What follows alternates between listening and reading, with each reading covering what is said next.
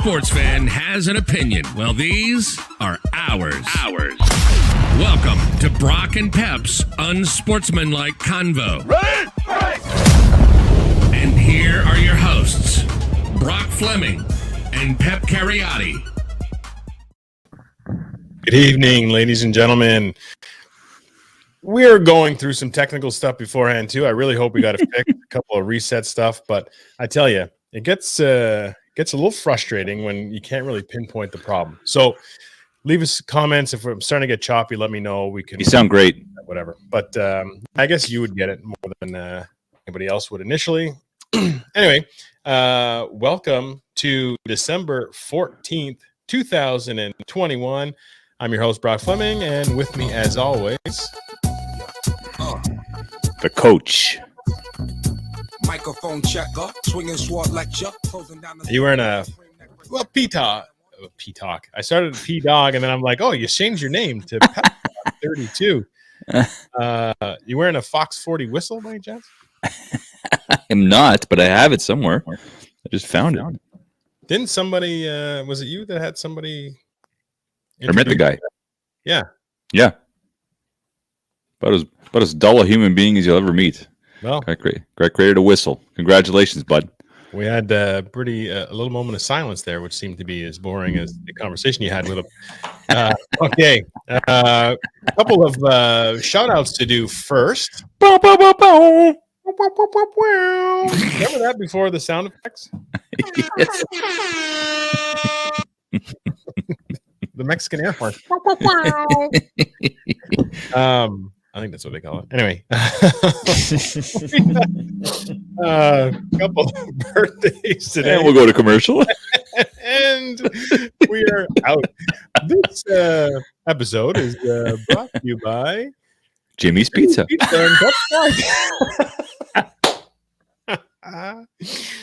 Oh, that's fantastic. I knew that was coming. All right, big shout out to who do we got to shout out to? Well, we shout out to Chris Levac, who's one of our longtime listeners. He was actually on the show at one point when we were at the RA Center. So someone you used to play ball with and stuff too. We used to go to school. Hey, Chris Levac was the quarterback at Darcy McGee the year after I graduated.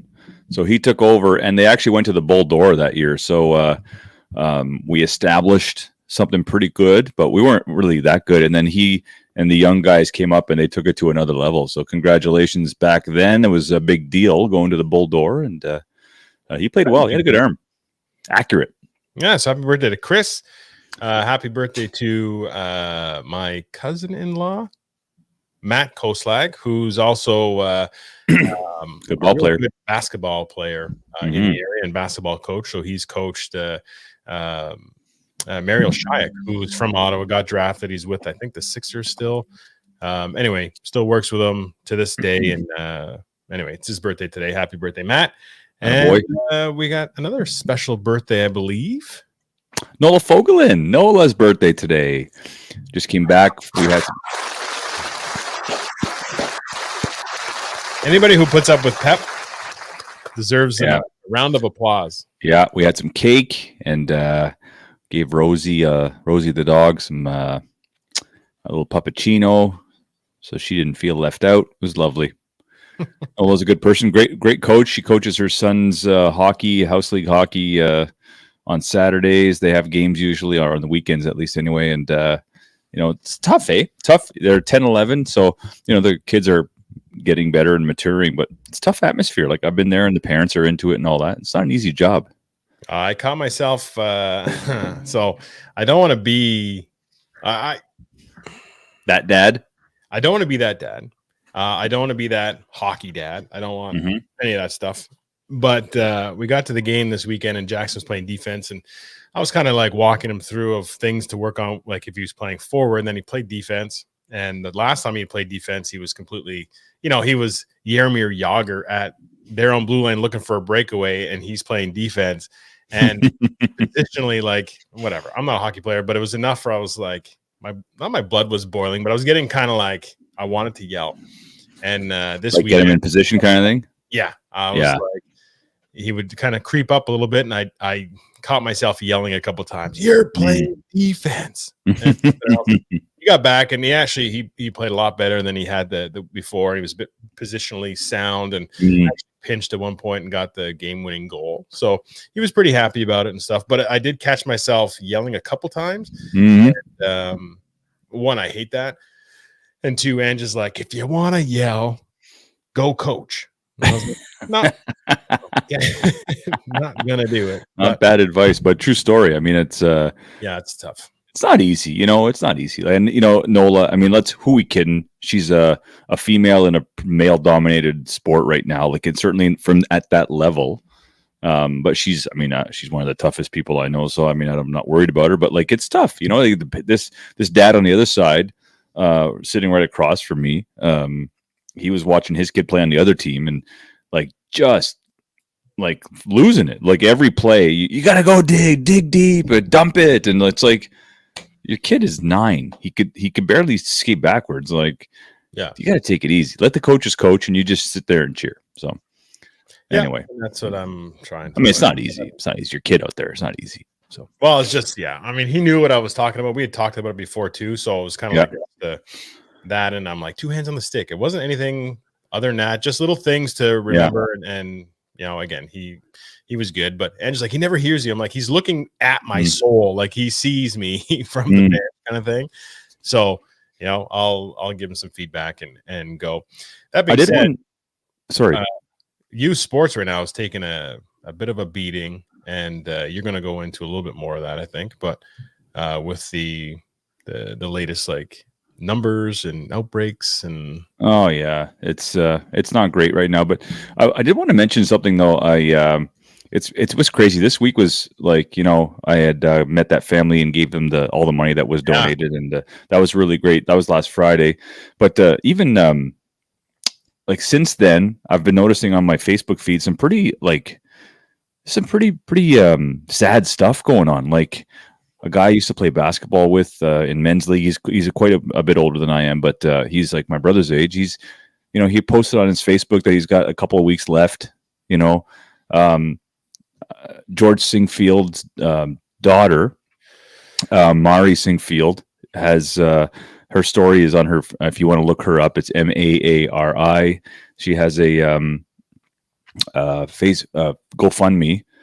I mean, she's got a cancer. I don't want to talk about it on air, but if you read the profile, you'll get the gist of it. Like, it's awful stuff. And but she's like a super positive person. I'm just seeing all this stuff now, and so I guess we're at that age where we're going to start dealing with some of these things as we get older, and it's tough to see. So, my message is, you and I love sports.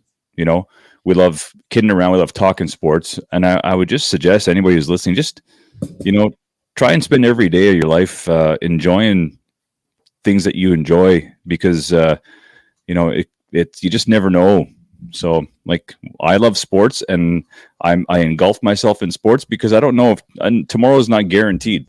So while I'm on this planet, I'm going to try and make people smile and laugh, but I'm also going to try and enjoy myself as well. And there's always that balance between, enjoying life and being thoughtful and courteous and there for other people. And it's always a balance. In my head, I'm always like, it's like a ping pong match. Have I spent enough time with people? But am I enjoying myself? And it's a constant struggle. So just anyway, I don't know why that came across, but just, thought I'd mention that, because especially with Mari, if you have a chance to log on, I know I posted a GoFundMe about the family that I've been helping, but this came across my feed as well. And I'm like, I wish I had $1 million. Like, I wish I could just, help everybody, but you got to pick and choose. And so it's a worthy one, because Mari is a fantastic person. The Singfields are, legendary in the Elmer community. So, and the sports community in that area. But for sure, our thoughts and prayers and stuff go out. So, Mari, Maari, you said? Maari, Singfield. Mari, encourage everybody to donate. Now, unfortunately, money's not the direct here either. So it's tough. But no, I can appreciate your outlook. Live every day to its fullest. Yeah. Try and smile and make other people smile. And if you're playing sports and playing in your men's basketball league and stuff like that, and you can be having fun at the same time while draining threes in somebody else's face, hey, you might as well live it up, right? Exactly. Actually, I'm playing goalie after this, so we'll see how that works. Awesome, buddy. Awesome. Again, it's something that's fun. It gets out there. It's enough. Jackson wants to start playing goalie again. He's like, when you get your stuff, he's like, it kind of makes me want to play goalie again. I'm like, yeah, we'll get you. That's awesome, bud. Okay, so I kind of got sidetracked there or lost. Do you want to talk about how COVID is affecting the sports right now? Yeah, let's it's right now. Let's look at just even homegrown. So that both Toronto teams, the Maple Leafs and Raptors, are being affected by COVID, cancellation of games. I know last night's game, Matt Devlin and Alvin Williams, and Jack Armstrong didn't call the game. They're the official analysts. They stayed home. I guess they attended a function with Masai Ujiri, who tested positive for COVID.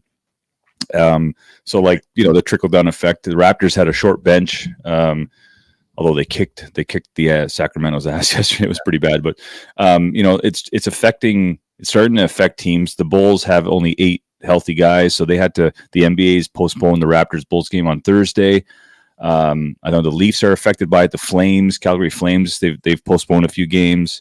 The Flames did a pretty good. I heard that they, out of precaution, delayed the flight. I think it was to or out of wherever they were. I think it was out of Chicago, maybe. Mm-hmm. The flight out, or they delayed the flight to Chicago. I think it was to double check a test, and they did the double check, and there were a couple of positives, so they ended up delaying it or making sure that they didn't have any, so they weren't having players like isolating for a couple weeks in Chicago, like in a hotel and stuff. So they kind of, I think there starts to be a bit more levels of precaution being taken across the league, and I think it's going to be adopted more and more. I know even locally there's we're been instructed to kind of roll back, locker room time, come dressed to the rink, wear masks if you're not vaccinated for the kids while they're on the ice. All those sort of steps, so hopefully that will limit some of the exposure. I know Barhaven, Riverside South is kind of a hot spot. I'm actually keeping Jackson home as of tomorrow, I think. Stuff too. So I think the scary part is, not scary. The NFL, because it's a 53-man roster, they're less likely to cancel games. So now you've got this week, more players tested positive for COVID than I think ever during the whole pandemic. So you got a bunch of key players who are going to be missing games this weekend due to COVID, or at the very least, being exposed to it. Maybe they may not have COVID, but they have to go through the protocol. It's crazy. And as we approach, this is a real critical time especially in the AFC. How many teams are still in this thing? You start missing key players due to COVID. That sucks. That really sucks. And this is probably the NFL's worst nightmare. Is this happening again after last year's, empty stadiums and all that. And, we saw what happened with I think it was the Ravens and the Steelers, and the game was postponed, and it was, things of that nature. I think the NFL was really hoping this year would go smoothly, but it's just not going to happen because of the amount of transmission in the community, and Omicron's super transmissible. And, we're going to see a lot of cases in Ottawa. We're going to see them climb pretty steep in the next couple of weeks. And it's just a matter of limiting the hospitalizations. But yeah, you'll see rollbacks for sure. I just hope that there's no more lockdowns. I hope that the kids continue to play sports. I don't think lockdowns are healthy anymore. And I think that the healthcare system, I know it gets strained, but we got to figure this out. We can't be locking down every time there's a wave, it just can't happen. And I'm not talking just businesses. I'm talking sports. The mental effect of this pandemic on this generation of kids, we'll only know 5-6 years down the road what it's done. But it's taken away almost a year and a half of what I would consider to be good learning. Learning online. I was giving a couple of talks online to a couple of classrooms. There was only actually they were pretty big, but there were kids logging off, and really no repercussion. You're online. The teacher doesn't know if they're sitting there or not. So, and none of these teachers are trained in online. Yeah, they got a crash course. Right? They're winging it as much as anybody else. So if the kid's like, I don't want to learn, or I'm out, what do? You do your lesson to those who want to pay attention, and you can't really force them to do anything. So, you also can't blame them. I mean, when you start pulling activities and stuff like that, that's it's tough, man. That is integral to the development, both mentally and physically, of our youth, and it's starting to weigh on them. So anyway, we have them back. Hopefully, if they roll back, they make us be a bit more diligent with some of our stuff, and we all kind of buy into that, just so we can kind of keep it going. But it'll be interesting over the next little while to see what happens. I know we got all these rapid tests and stuff. This isn't a COVID show, but it's affecting sports. It's affecting sports big time right now, guys. In fantasy football, you guys we all start playoffs this week. Well, if my stud running back is, Madison, because Cook is hurt and he's out because of COVID, or who else is out for COVID? Anyway, there's some big names that are on your roster, Odell Beckham Jr. just tested positive today, and he just had a great game. See, he's finally coming through. Let's go. He's going to take me through the playoffs and get me those 25 points I need to win. And some people are putting a lot of money in these fantasy football things, and they're getting affected that way. And I think it's important. Again, this isn't a COVID show, but the average Joe who doesn't really know how viruses work and spread and all that, and here's like, hey, he's double vaxxed. He caught COVID. He doesn't even know he has it probably. Why are we making such a big fuss of this? It's because it's so easy to transmit. All the guy has to do is breathe on somebody for this thing to transmit. And then that person breathes on 10 other people, and then they've got COVID. And if anybody within those 30 people are not vaccinated or have autoimmune disease or something, they're done. Like, this thing is, it's nasty. It's like pneumonia on steroids. It's really not a good thing to catch. So I think it's good I think it's important for people to know. I'm not a doctor, but like, it's serious if an athlete catches it, because if they spread it around, they can ruin a person's career. I mean, Karl Anthony Towns still has a hard time getting his win. Joel Anthony said, you know what, this thing was a gut punch. He had COVID and he's back. He's like, this is going to take me like, I don't know, probably till the All-Star break to get my win back. So, it's not just a flu. It's not just a virus. It's nasty. You don't want to catch it.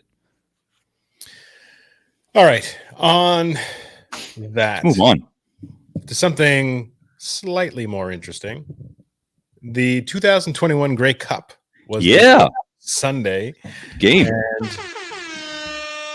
if you look at box scores and you think the game, it was fairly entertaining. It was back and forth. It went to overtime.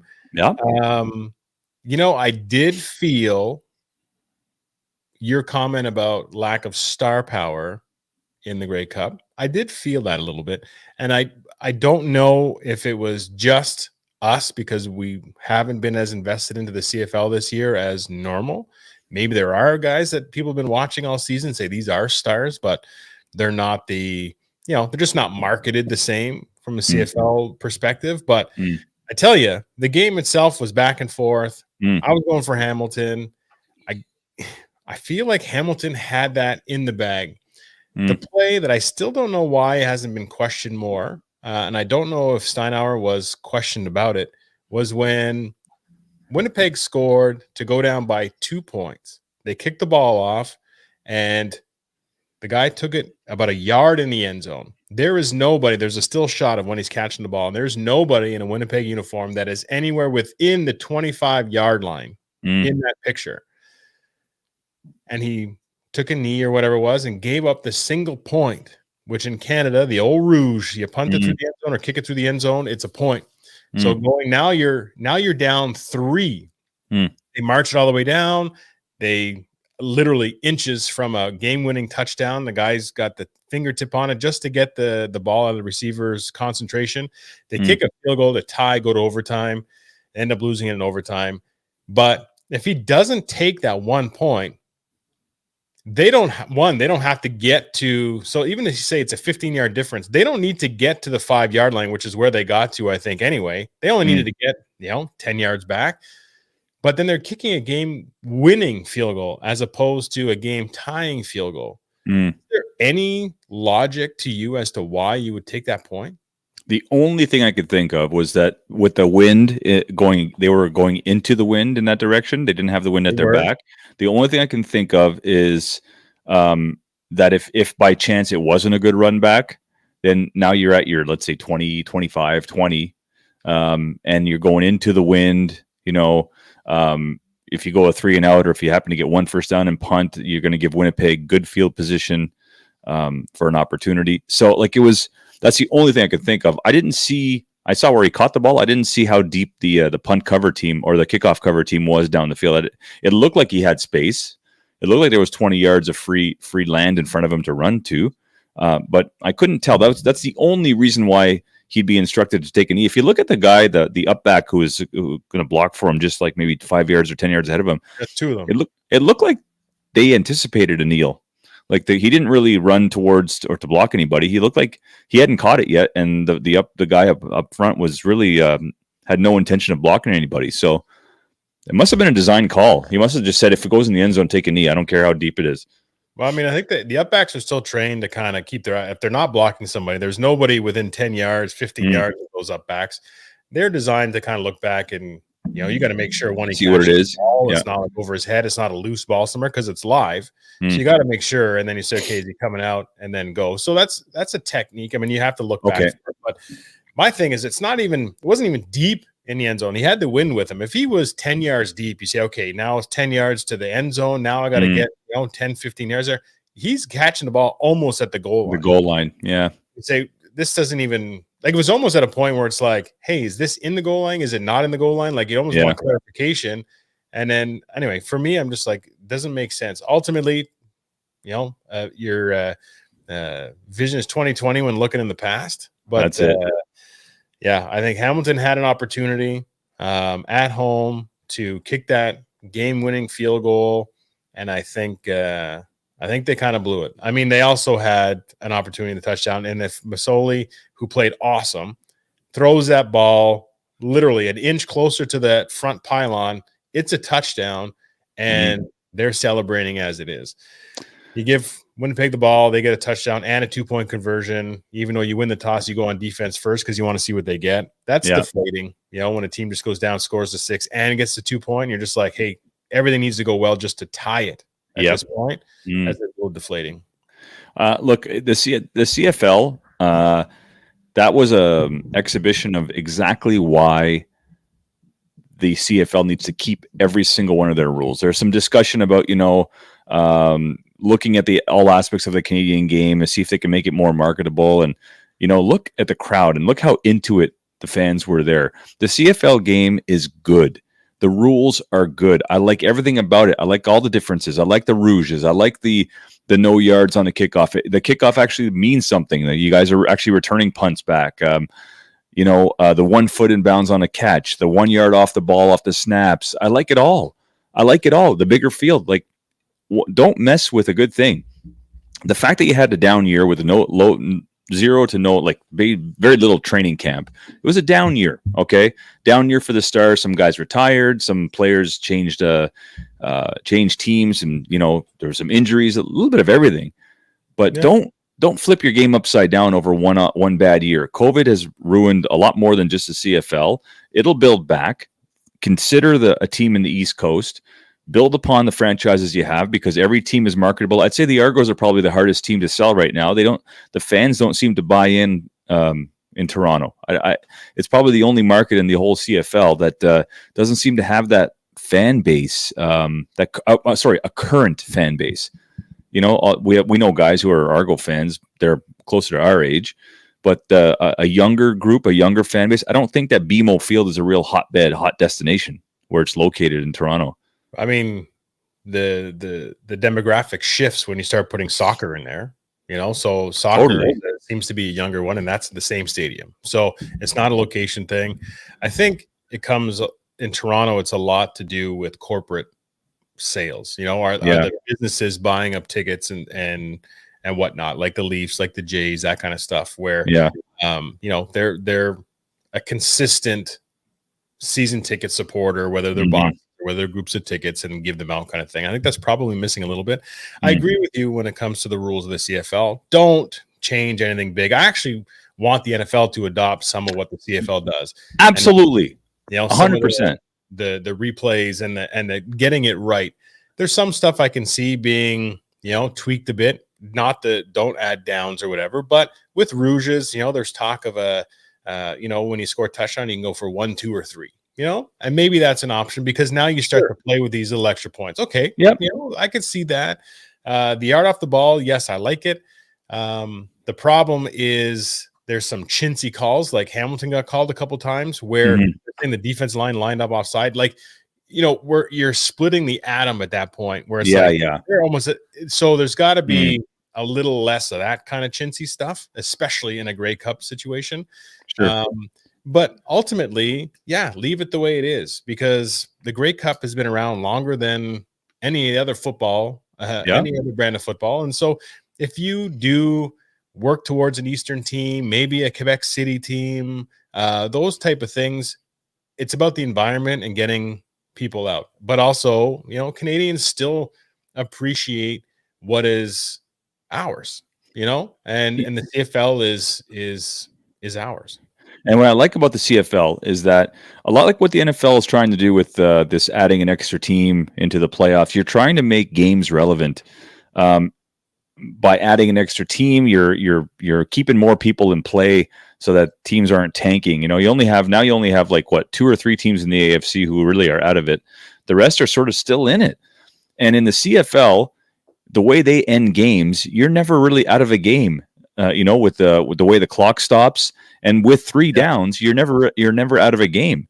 In the NFL, as we know, if you don't keep all your timeouts, and you're down by X amount of points, when the 2-minute warning comes, it's over. That's it, and it's a waste of 2 minutes, and it doesn't make it very exciting. So, if the NFL, that should be the NFL's next step, is making the ends of their games more relevant. Because I hate the fact that a team's down by 9, let's say, which is a nice, it's 2-possession game. If they're down by 9 and they don't have all their timeouts and the 2-minute warning comes, it's over.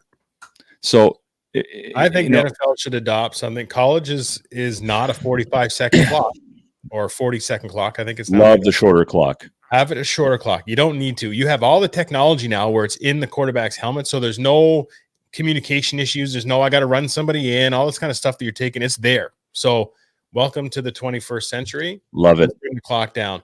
Love it. I like the fact that the clock goes to 0. Great. You still got to run a play. You can't just walk off the field and be in the locker room when there's 10 seconds left on the clock. Amen, brother. You got to have another one. You got it. Play it. And I know they want to make the games, flow faster and stuff like that, but there's plenty of clock runtime that's not being used on the field, and I don't know. I don't like it. I'd like to see them adopt some of those rules. I like to see, again, from instant replay type, the way it is too. It's controlled from a command center. There's buzz downs. It's very the CFL has taken some stuff from the U.S. college or vice versa, and it's worked out well. I really want to see the NFL adopt some of that stuff. I think it'll only happen when the old guard disappears. I think. Like you look at a league like the CEBL, the Ottawa Blackjacks League, Mike Moriali, who I think is a forward thinker, he runs the league, he owns the league. He adopted this, the endings of each game, the ELAM endings, where you got to hit a certain target. I mean, the NBA will never do. Actually, the NBA might actually do that. They like these ideas, but most leagues like the MLB and NHL and even the NFL, I mean, there's an old guard that's still up there that still runs the show, and they like the way things are because the money keeps rolling in. So they don't want to tinker with the game, and they're traditionalists. And I mean, I'm a bit of a right in the middle. Like I like tradition, but I also like progress. And I think, I think the NFL is really dropping the ball here when it comes to the end of their games. I really do, and I love that. And you know what? Adopt 1 foot in bounds for a catch. I love that idea. You know what? All this nonsense about, is it a catch? Is it not a catch? Did he get that 2nd foot in? Hey, if he gets 1 foot in, it's a catch. Away we go. One less replay. I'm not sure why they're sticking with the 2. I mean, it's traditional, I guess. But, I mean, all these receivers, you're learning how to play the game with 1 foot in. Everywhere else is 1 foot. College is you get to the stuff, and then you get up, and now you got to figure out how to get 2 down. I don't know. I don't see it bringing any more to the game to have 2 feet in. Yeah.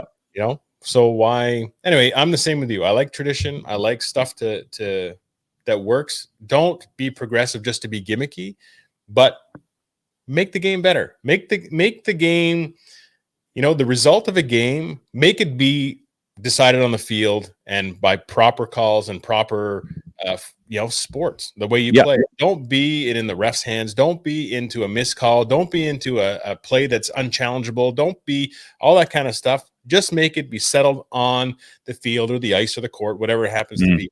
I really like the basketball thing. And for those who don't know, that's one where I think after the fourth quarter or after a certain time in the fourth quarter, it's like whatever the team scores is, they basically say whoever gets to this next point total wins the game. So whoever's leading has obviously less points to score to get to that pinnacle. The people who are behind have to get there first.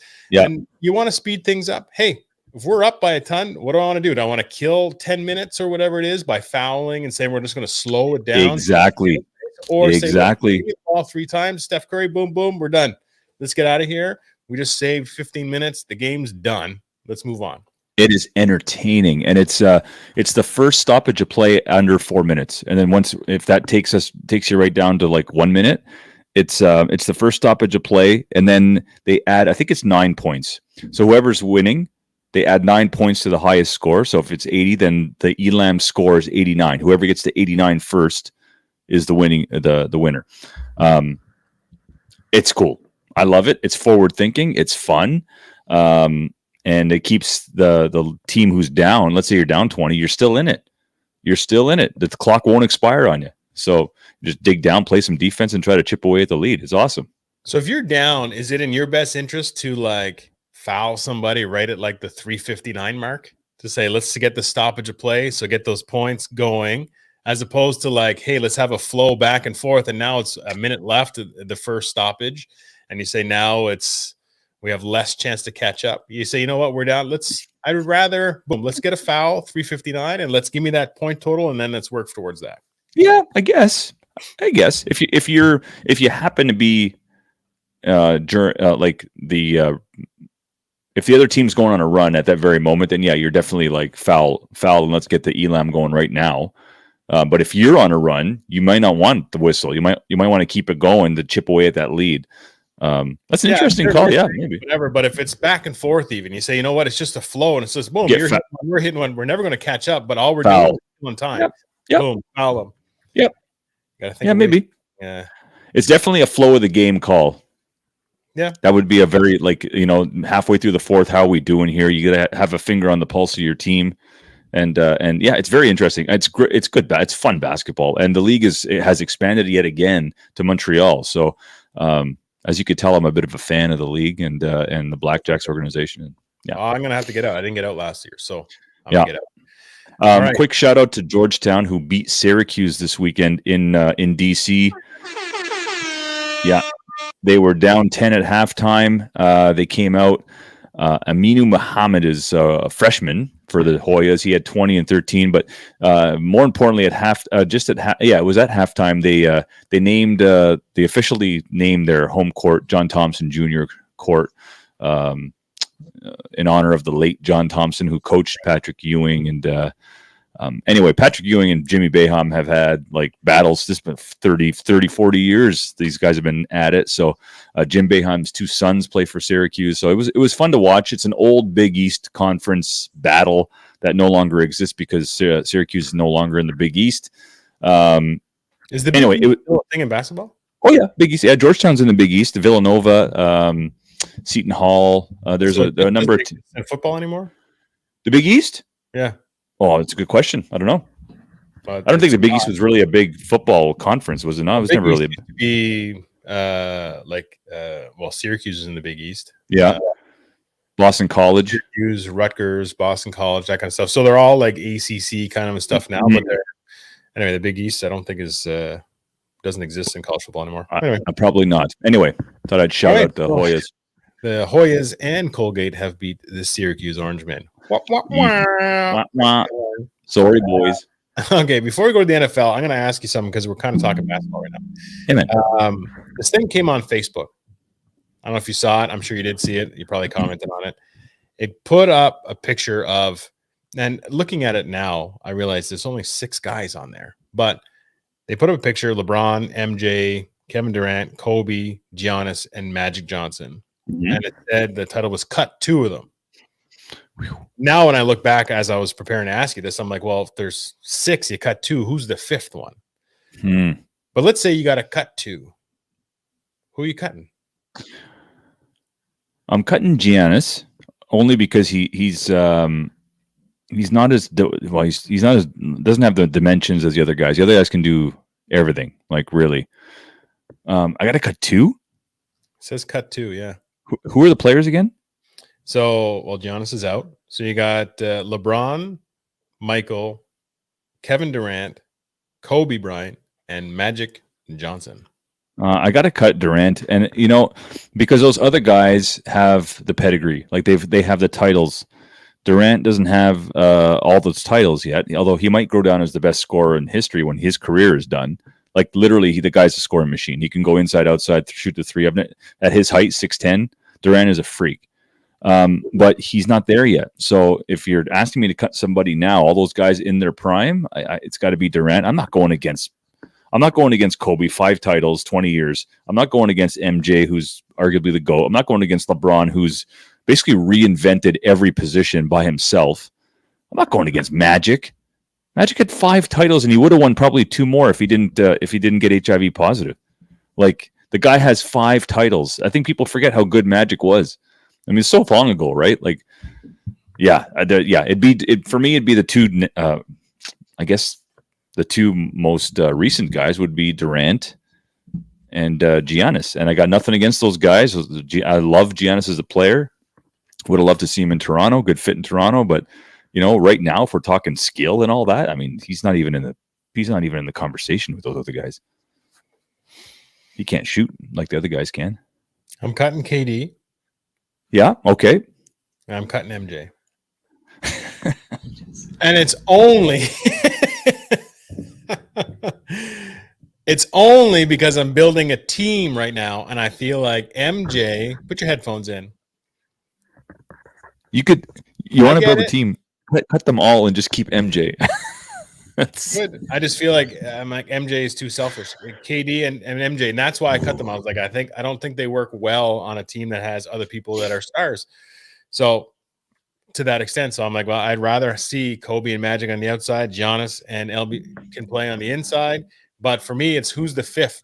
So do you put a guy like Shaq in at 5th or another guy like Curry in at 5th? In your scenario, I don't know. Do you put Shaq? Shaq's my guy. I would put Shaq. Love Shaq. It's funny because MJ's 3rd year, the year that they three-peated, the first one, he got bored of being the leading scorer, so he told Phil, "I'll play point guard," and he led the league in assists up until I think it was the All-Star break, and then of course, when things get down to crunch time, you revert back to what you do best.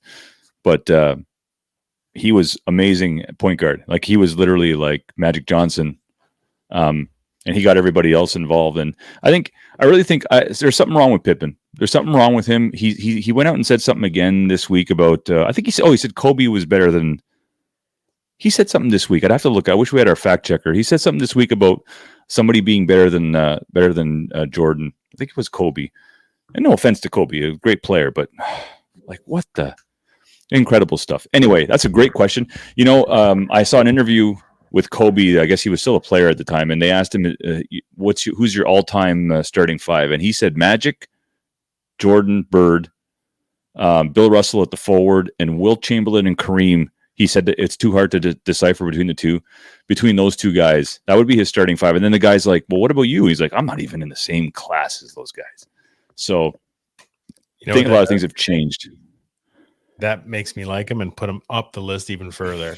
Oh yeah, I mean Kobe was a selfish player for the first 8-9 years of his career, but he grew into his role and he figured out how to be a leader as he got older. But man, first 10 years he was just like shot happy. I didn't like him. I was one of his harshest critics. Was he not like 17 in the league or something like that? 18? when he got into his first couple of years, he didn't play a lot. Like he was sharing the court with Eddie Jones. And then he, when Phil Jackson showed up, he said, you're my 2 guard, Shaq. And we've got Shaq. We're set. We got exactly what we need. So anyway. All right. We are going to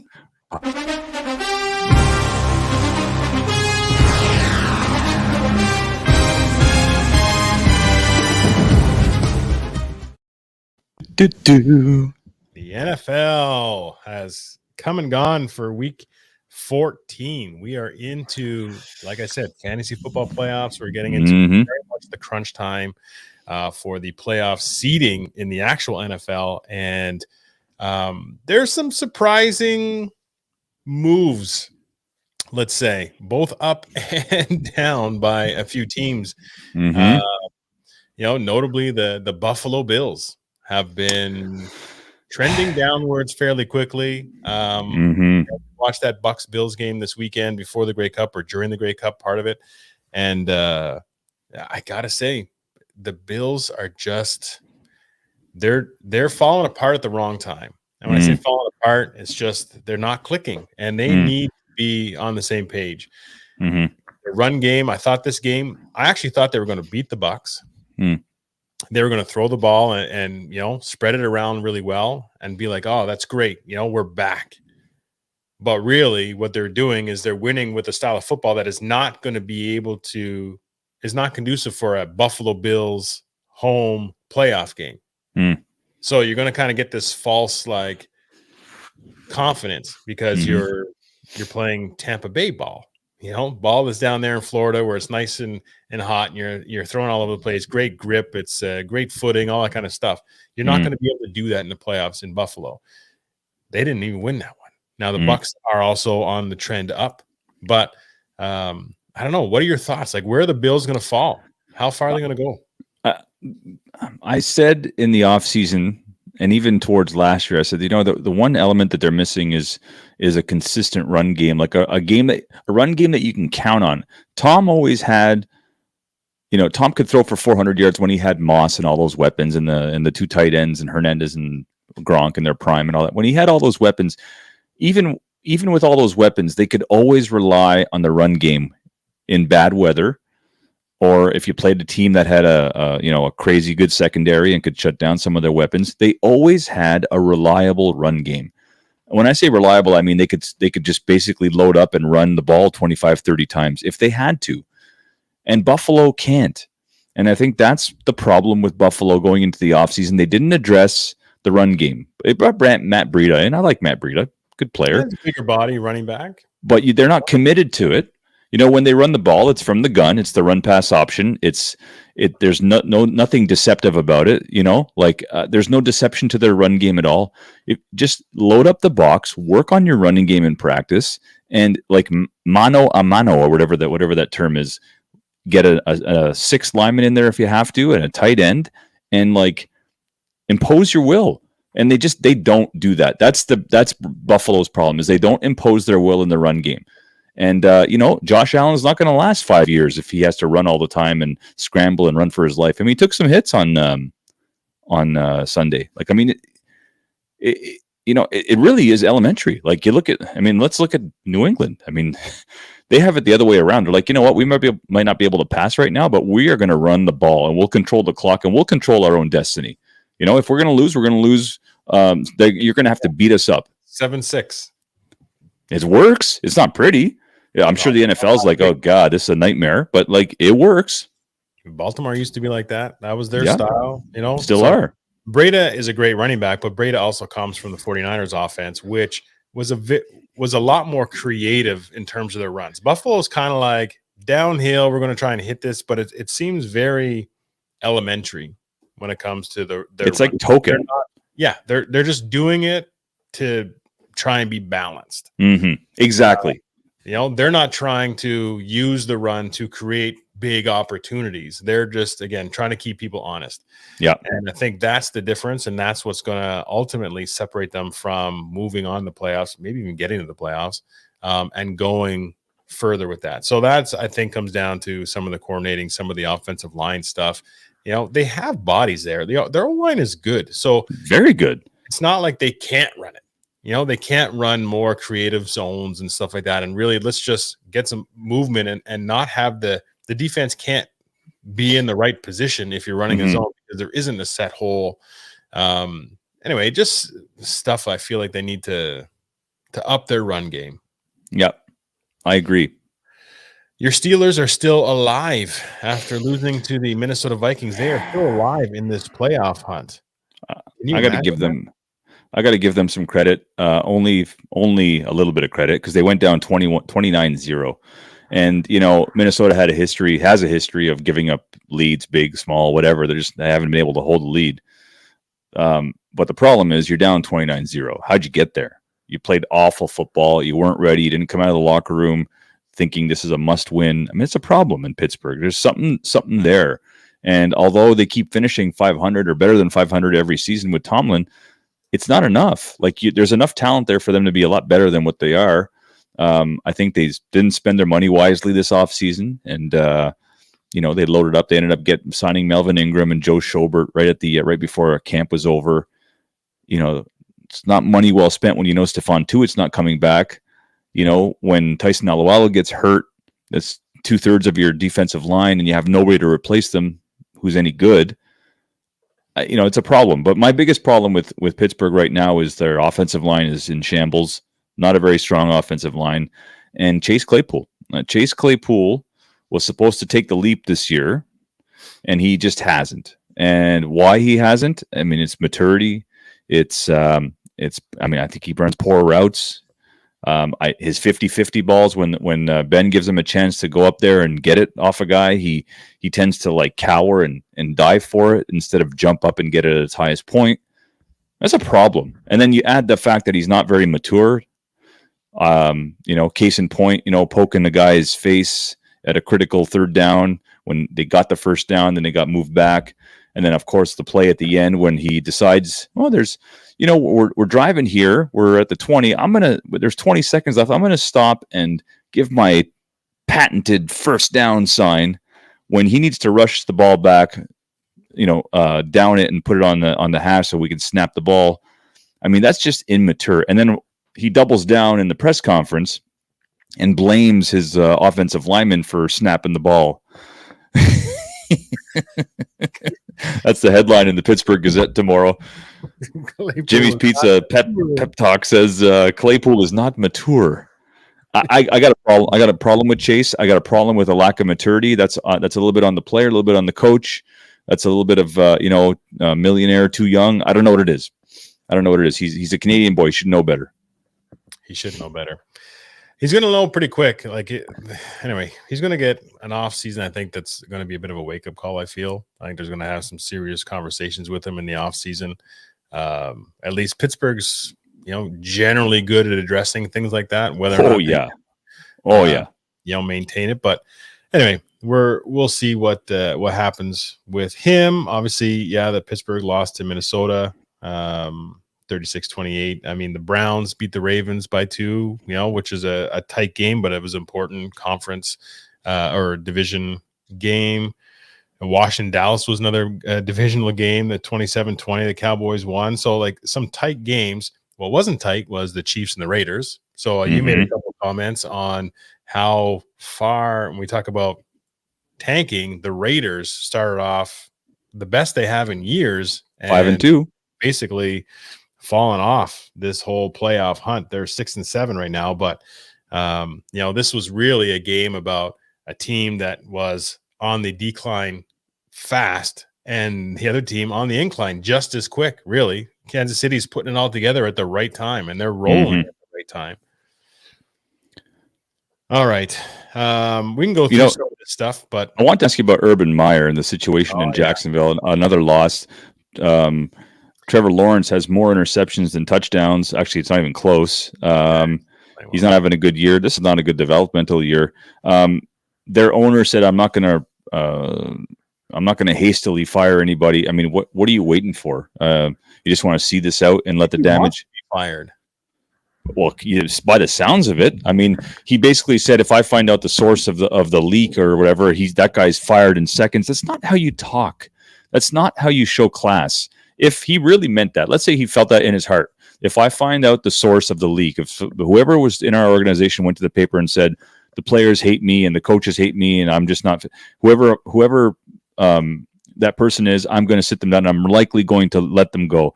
Even if you feel that way in your heart, you don't talk like that in the media. That's not a professional. You don't do that. My issue with it is that he says whoever's the leak, not whoever's fabricating these things, lying, whoever told somebody else about how crappy I am of a person is the one who's going to get fired. He didn't deny jerk. it. Yeah. Whoever leaked it. That's the true. problem. You know what I mean? That's the issue. And again, Urban brought me a lot of joy at Florida. I thought he was, did his job really well. Obviously he had a lot of success. I feel like he recruited the hell out of players, all that kind of stuff. But since he had his first health issue that prompted him to leave Florida and go to Ohio State and whatever, it's been just a snowball rolling down the hill, just getting steam, and nothing's really been the same since. Mm-hmm. And this the stories you hear, and again, he's not denying it. So he's having screaming matches with his assistant coaches and questioning them on their winning pedigree and what have they done and all this kind of crap. This is the NFL, buddy. Unacceptable. And I don't know if there's a difference between him saying, I don't want to do this anymore. Do I owe you some money back? Versus I'm going to keep doing this stuff. You could fire me, and then you owe me the money anyway. Is this a money decision right now of like, I need to get fired so I get a severance of some sort, or keep maybe it's an ugly situation for a team that's supposed to be building something. It's tough to watch if you're a Jacksonville fan, and I don't know any Jacksonville fans personally. So yeah. Okay, so we got about 8 minutes. I want to go over the power rankings with you. Yes, sir. If you are comfortable, I don't know if you had time to put that together. I did. I'm modifying them as the weeks go on because at the beginning of the season, I would have 5 from each conference. But I mean, there's not 5 teams from each conference that I'm willing to say are really power, like a real threat. So they're diminishing. Like this week, I have 2.5 on the AFC and 2.5 in the NFC. So you can't have a half a team. I kind of can. I kind of did, but we'll see what we can do. Well, tune in for this, ladies and gentlemen, because I want to see which half of which team he's putting through. It's tough. All right. Well, I did an AFC, NFC. I want to hear your AFC. AFC, the Chiefs have been moving up my list the whole time. The Chiefs are my AFC number 1 at this point. Yeah. I have the Pats at number 2. Again, they are the things they're doing well are the things that are going to do well in playoff scenarios. And especially in New England, that's going to be right there. Game management, clock management, run the ball, play sound defense, turn the ball over. They are ready for the playoffs. I have the Chargers at number 3. I found they have been moving up quite a bit. Their offense looks pretty good. I like what their defense is doing. Some, healthy Bosa's and stuff back is going to help them a lot. I got the Titans at number 4 still because they're still winning. I know some of these injuries really are going to hinder them in the playoffs, but right now they're still number 4. And the Ravens, who have been affected by some, I think they had some COVID stuff out too, but also some injuries. Anyway, they're at number 5. Is it a superpower 5 in the AFC? No. We don't have the Bills. We don't have some of those, Cincy, all stuff is kind of fallen out of it. But that's my 5 for the AFC. Well, let me follow up with that. Look at these teams. My God, so the AFC North and the AFC West. Okay. Chiefs 9-4, Chargers 8-5, Broncos 7-6, Raiders 6-7. In the AFC North, you got the Ravens 8-5, Browns and Bengals 7-6, and Pittsburgh 6-1. This is the NFL's dream. I mean, this is all these teams are still. That's 8 teams there. That I haven't even mentioned the Colts and the Dolphins and the Bills who are sitting at 7-6. There's literally 13 teams that are still in it going into the second weekend in December. This is exactly what the NFL wants. This is precisely what they want. Exactly what they need. It's incredible. They talk about the parity and stuff, and so and this year you got an extra week. There's an extra week of games to settle who's going to be going. So the league doesn't want to have a clear front five and everybody else not even have a chance at it, and then say the extra games for nothing. This is going to be a very important game come week. What is it? 18, I guess, is the new one. Yeah. This is 16, I think, this week. Yeah. We're going into week 15, but there's 18 weeks now instead of week 17. So is that what it is? Yeah, that's right. Look, I'm just sorry. I've got the AFC right in front of me. There's only three teams that are out of it: Jacksonville, Houston, and the Jets. And Jacksonville, Houston are both 2-11, and they're in the same division. And then, of course, the Jets are 3-10. Everybody else has 6 wins at minimum. I mean, that's incredible. That's out of 16 teams, 13 are still in it. And just to clarify, or just to let you know, I'm looking at week 18 schedule just to kind of see what's there. They're all division important games. Pittsburgh, Baltimore, the Jets and Bills, Cincinnati and Cleveland, the Saints, Falcons, Washington, New York. Incredible. The Eagles. Tell me that's not going to be a huge game. Carolina and the Buccaneers, the Bears and the Vikings, Patriots, Dolphins, Colts, Jaguars. Who cares? Green Bay and Detroit, Chargers and Raiders won't mean anything anymore. But like the Niners and the Rams, the Chiefs and the Broncos, Seahawks and the Cardinals, all these games are set up for scenarios like this. Wild. So, kudos to the NFL's schedule makers, because no doubt about it. Should be pretty good. All right, let's hear your NFC. NFC Packers are my number one. Mm-hmm. Still, A-Rod is something else. I got Bucks. I've moved up pretty quick. They're my number 2. Rams at number 3 after winning against the Cards. I really like, and I feel like they're starting to click a bit. And if OBJ is healthy and they're starting to get that, I think that's going to be a nice team, and the defense is starting to figure it out. Anyway, Cards at number 4, and then I have the Cowboys at number 5. Interesting. Again, I'm looking at the NFC now, and really, other than there's the Giants, Bears at 4-9, Lions obviously 1-11, and then the Carolina Panthers 5-8. What else is there? And the Seahawks 5-8. So there's a few more teams sort of out of it in the NFC, but like still, some competitive games down the road. My AFC, I only have 3 teams, and it was hard to find that third team in the AFC. I just didn't. I'm just not enamored with. I mean, there's so many good teams, but head and shoulders above the rest. I mean, I'm going to put the Chiefs just because of how they're playing lately, and that's in large part due to their defense. Their defense is suddenly coming around. They're getting to the quarterback. They're getting healthy. Their secondary is playing lights out. And they got some guys back. I think it took a while for them to gel. And on the offensive side, I think finally they're just committing to the run a little bit. And Mahomes was just too pass happy early in the season, trying to do too much. So I like the Chiefs at the number 2 slot. I mean, Brock, I'm not prepared to say the Pats are number 2. I'm just not. Like I love their defense. Their defense, we talked about it in the offseason, how good they were going to be, and they're living up to the bill. Their offensive line, one of the best in the NFL. But like when you can't pass the ball that effectively, I mean, Mac Jones is putting up pedestrian numbers. I mean, he's hitting his tight ends, he's using his weapons, but they run the ball really well. I'm just not prepared to say like, hey, you guys against the Chiefs, you're going to make it a game. I think if they played the Chiefs in the playoffs, so we're talking like a 30-10 game for Kansas City. So I can't put them in the number 2 slot quite yet. I'm going to elevate. Oh, man, this was a tough one. I'm going to elevate the Chargers.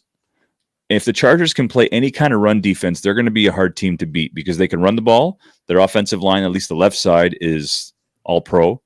And they can get to the quarterback with Bosa, and they've got enough in the secondary. Derwin James, one of my favorite players. I like the Chargers at 8-5. That's a good team, and they've beaten some good teams. And then the Titans, again, without Henry, are they a top 3 team? So I'm going Chiefs, Chargers, and Titans as my top 3. I could literally put anybody in the AFC North at number 4 because the whole division is just going to beat the hell out of each other until the week 18. So I got to go. I'm only going to give you 3 because I really don't have 2 that I'm willing to put. So those are my AFC. And in the NFC, it's the 2 bays. It's Green Bay at 1 and Tampa Bay at 2. And I'm not sold on the Rams or the Cardinals, but I'm going to give the edge to the Cardinals because of the way the Rams have played last month. I don't think they've been terribly impressive, and OBJ is, obviously with COVID. I'm not a fan of the run game in LA right now. A lot of injuries, so I'm going to go the Bays, Green Bay, Tampa Bay, and Arizona. Those are my top 3 in the NFC. And no disrespect to any other team, the fact that there's so much parity is why I can't put a 4 and a 5, and so I won't. But I'm glad you did. All right, so that's called having a set that you can use and not. Yeah. It took me a second for that to register. I gotcha. You would. Okay. Hey, look. I like playing that game. We're gonna play it at some point. Let's do it. Oh, I got hockey. No. 8 o'clock. Okay, that's fair. We'll start with it next time, and then what we'll do is maybe people can comment on which team they think is better, and by the end of it, who actually comes ahead of it. I like it. Quick program note: I don't know which week it's going to be, but there will be a week where I am away. Yet to be determined, so we'll keep an eye on that. But I'll give you a notice, and I'll give our audience plenty of notice, as well as Big Boss Man Kwame. Yeah, I figure. Big Boss Man Kwame. I do Kwame's work now. I get to go in and get the links and stuff now. So it's great. No need. But I figure next week we're probably still good. But then after that, there'll be at least a week or two. I think we wanted to take a bit of a hiatus. Yep. Which will also load up on a ton of stuff when we come back, because the World Juniors will be on then. The NFL playoff will be pretty close to starting. Yeah. So anyway, it'll be a lot of fun. We are going to go out to remember that guy, that DJ. I said his name was Sickick. I found him on YouTube, and he like mashes up a couple of songs together. Yeah. Anyway, he had another one that was pretty good. It's I Can Feel It, and it's a Michael Jackson, Phil Collins. Oh, I like that. Going out to that for the first little bit. All right, Raptors up 32-28 against Brooklyn right now, looking to get to 500. Let's do it. Have a great week, everybody. Stay safe. Stay clean. Do you remember when we fell in love? I remember, don't worry. Do you remember how it all began? How could I forget it's the first time? Do you remember? I can feel it. I can feel it. I can feel it. Coming in the air now. I can feel it. I can feel it. I can feel it. It's coming in the air now. Oh, no. We fell in love. You remember time. How could I forget? You remember time. Oh, no. We fell in love. You remember time. How could I forget? Come in the air now. We fell in love. You remember. Come in the air now. The first time we our best time, turned into night time of